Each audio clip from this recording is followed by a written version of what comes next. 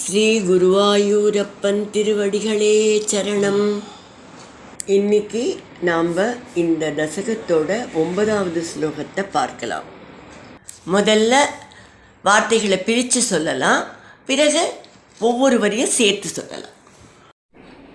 இதி சுவிதித வேத்யாம் இதி சுவிதித வேத்யாம் தேவஹே தேவஹூதிம் தேவஹே தேவஹூதிம் கிருதனுதிமனுக்ருஹ்ய கிருதனுதிமனுக்ருஹ்ய த்வம் கதோ யோகி சங்கைஹ த்வம் கதோ யோகி சங்கைஹ விமலமதிரதாசௌ விமலமதிரதாசௌ பக்தியோகேன முக்தா பக்தியோகேன முக்தா த்வமபி ஜனஹிதார்த்தம் த்வமபி ஜனஹிதார்த்தம் வர்த்தசே பிராகுதீச்யாம் வர்த்தசே பிராகுதீச்யாம்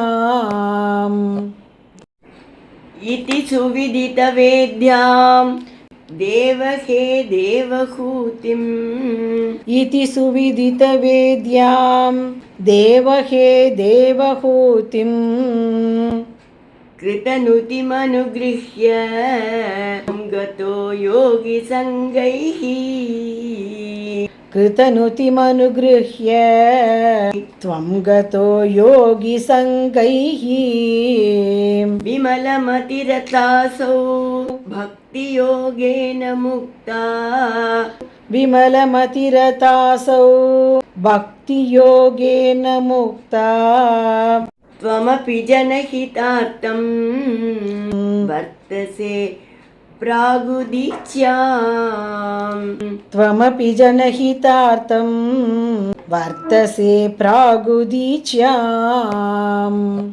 இப்போ நாம் இந்த ஸ்லோகத்தோட வார்த்தைகளை பிரித்து அர்த்தங்களை பார்க்கலாம். ஹே தேவா, ஓ இறைவனே குருவாயூரப்பா, இது இந்த மாதிரி சுவிதித்த வேத்யாம். வேத்யாம்னா அறிவது. எதையெல்லாம் அறிந்து கொள்ள வேண்டுமோ, எந்த மெய்ஞானத்தை அறிந்து கொள்ள வேண்டுமோ அதை சுவிதித்த நன்றாக அறிந்து கொண்டவளான, கிருதனுதிம் உன்னை நன்றாக துதிப்பவளுமான, தேவஹூதிம் தேவஹூதிக்கு அனுக்ருஹ்ய அனுகிரகம் செய்துவிட்டு, யோகி சங்கைஹி யோகிகளோட கூட்டத்தோட, த்வம் கதக நீங்கள் சென்று விட்டீர்கள், அத்தக அதன் பிறகு, விமலமதிகி அசௌ தூய்மையான மனசு உடையவளான அவள், பக்தி யோகேன பக்தியோகத்தின் மூலமாக முக்தா முக்தி பெற்றாள்.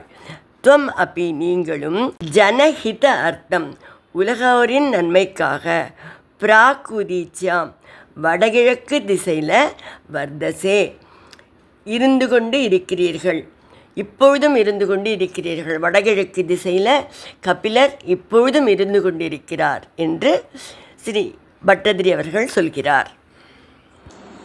இப்போது இந்த ஸ்லோகத்தை முழுவதுமாக பாராயணம் பண்ணி இதோட முழு அர்த்தத்தையும் பார்க்கலாம். இதி சுவிதித வேத்யாம் தேவஹே தேவஹூதிம் கிருதனுதிமனுக்ருஹ்ய த்வம் கதோ யோகி சங்கைஹ விமலமதிரதாசௌ பக்தியோகேன முக்தா த்வமபி ஜனஹிதார்த்தம் வர்த்தசே பிராகுதீச்யாம். ஹே தேவ, ஹே குருவாயூரப்பா, அறியத்தகுந்த அறிய வேண்டிய மெய்ஞானத்தை அறிந்து கொண்டவளான அந்த தேவகூதி, மேலும் உங்களை நன்றாக துதித்து வந்த அந்த பக்தியோடு துதித்து வந்த அந்த தேவகூதி, நீங்கள் அவளுக்கு அனுகிரகம் செய்துவிட்டு யோகிகளோட கூட்டத்துடன் சென்று விட்டீர்கள். பிறகு தேவகூதி இந்த உபதேசமெல்லாம் பெற்றதன் பயனாக மன தூய்மை அடைந்து, மேலும் கபிலரால் போதிக்கப்பட்ட பக்தி யோகத்தை நன்றாக பயிற்சி செய்து அதன் மூலம் அவளுக்கு மோட்சம் கிடைத்தது. நீங்களும் உலகோர் நன்மைக்காக வடகிழக்கு திசையில் இப்போதும் இருந்து கொண்டிருக்கிறீர்கள்.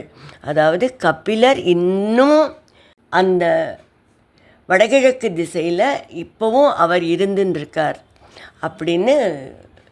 அதாவது உலகத்தில் எப்படி தேவகூதிக்கு நன்மை பண்ணாரோ அது மாதிரி தேவைப்படுபவர்களுக்கு அனுகிரகம் செய்து கொண்டு அங்குதான் இருக்கிறார் இன்னமும் அப்படின்னு சொல்லிட்டு பட்டதிரிகள் இங்கு கூறுகிறார்.